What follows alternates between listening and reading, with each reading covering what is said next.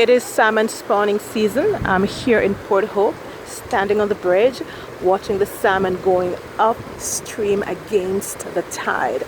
And if you can see the salmon coming upstream, the water is flowing down heavily, but yet the salmon are going up against the heavy flow of the tide. God is just right now speaking to me through this experience that no matter what tide we're going against, God is able to give us the strength that we need and the courage to continue going against the tide upstream. Look at that salmon. He's cursing through the water with all his might and all his strength. So I just want to encourage somebody today, regardless of what the tide of life is that is flowing against you. Keep courage, keep the faith. God will bring you through.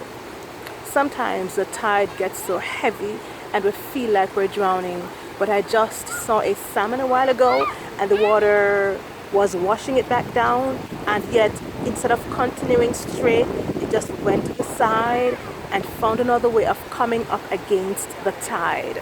My sister or my sisters, what tide are you coming up against? God promised that He will give us the strength that we need to make it through. Be like the salmon today.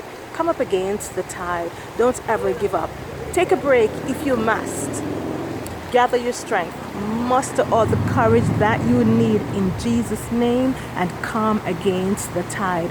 Take this lesson from these salmon that we're seeing right now, how they're coming against the tide. What I've noticed, when they get tired, they'll stop, they'll take a break, and then they'll muster all their courage and they'll just start coming even faster, just cursing and cutting through the water. My sisters, keep on coming, keep on cursing through the water. God will see you through. Be that salmon today. Course through the water. Make your way upstream. God provide the strength that we need. With determination, we will succeed by God's grace. Have a blessed day.